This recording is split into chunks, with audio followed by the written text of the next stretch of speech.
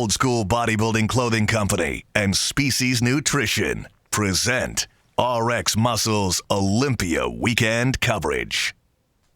For all of you chicken and rice eaters that count by 45s, osbbc.com for the hardest training athletes.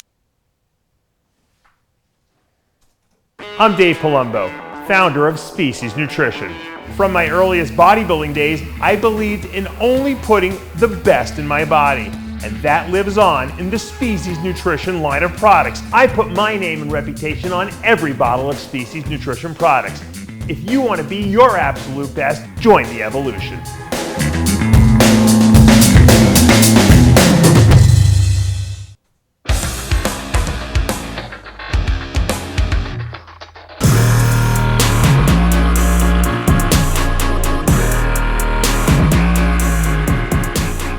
Welcome back to RX Muscle's Iron Road to the Olympia 2020, brought to you by Species Nutrition and Old School Bodybuilding Clothing. I'm Dave Palumbo, and today is going to be the day that I make my predictions. Oh boy, I always hate these shows. No, very few people go on record and make their predictions as to the top 5 or top 6 at the Olympia, because it's very hard to do. And if you're wrong, then you look like an idiot, and I'm not afraid to look like an idiot. I've done that many a time. And if you don't pick your friends, then you look like, well, you're not supporting them. So, look, I'm just going to try to go based on what my instincts tell me. Obviously, we're trying to base these placings on assuming everyone is coming in at their best. But, that's never the case. And we've said that before. So, here we go. This is my top 6 Mr. Olympia competitors for the 2020 Mr. Olympia. And I got to go with 7-time champ Phil Heath to go for number 8 on his birthday, nonetheless, in Orlando, Florida, where Haney won his 8th Olympia. I think it's destiny for Phil. Phil took off the year last year, and I think that was good for him to recoup mentally and physically. I think he's coming back with a vengeance. He wants to win this title back. Sean Roden's not here.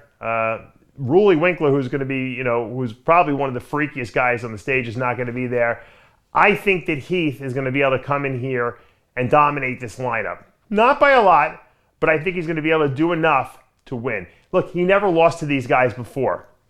As long as he hasn't gone backwards physique-wise, I think that this is his show to lose. That means that if he comes in off, too flat, with distension problems in the abdominal region that he hasn't corrected, he could lose, obviously. But I think if he comes in at his best and he controls the midsection, he's not going to get rid of the midsection. He's going to have to control the midsection. If he has worked hard on posing and practicing controlling the midsection on his mandatory poses, I don't see how he loses here. Only because he's too good in the wheels. His legs are too good for Brandon Curry, the reigning Mr. Olympia.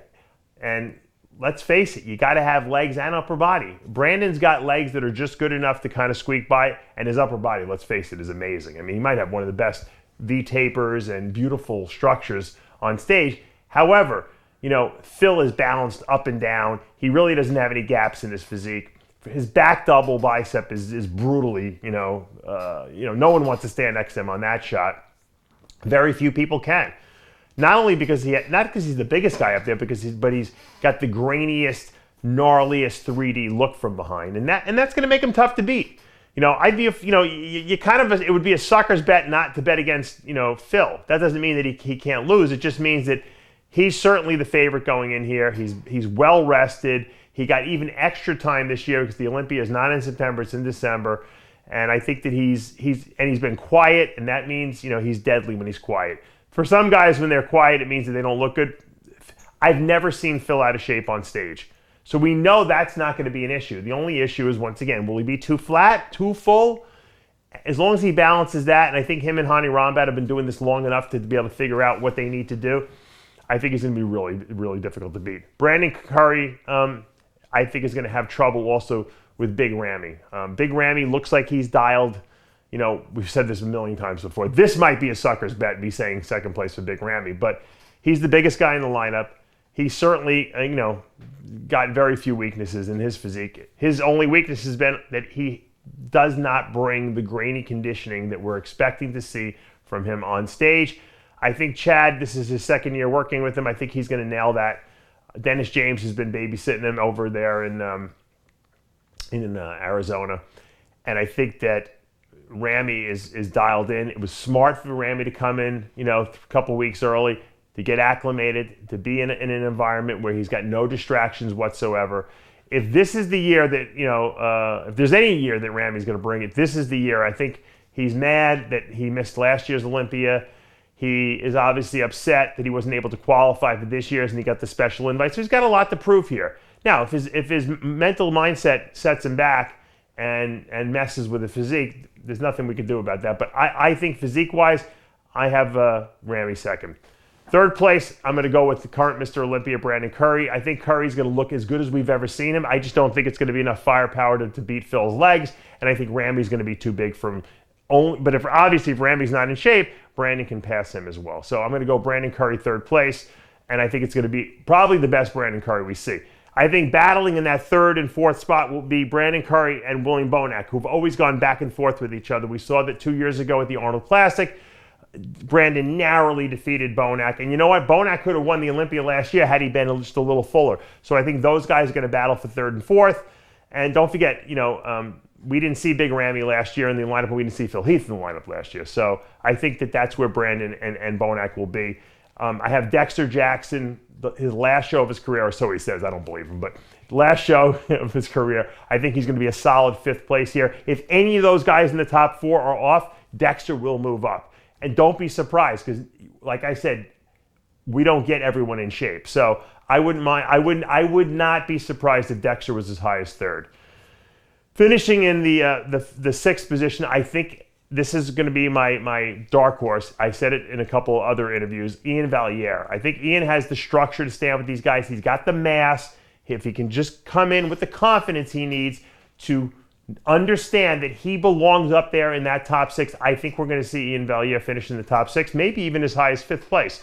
Now, the one person I did not mention, was Hadi Choopan, because I don't know if he's going to be there. If Hadi Choopan shows up at this show, I think he could be a solid third place here, beating Brandon and Bonac if he's at his best.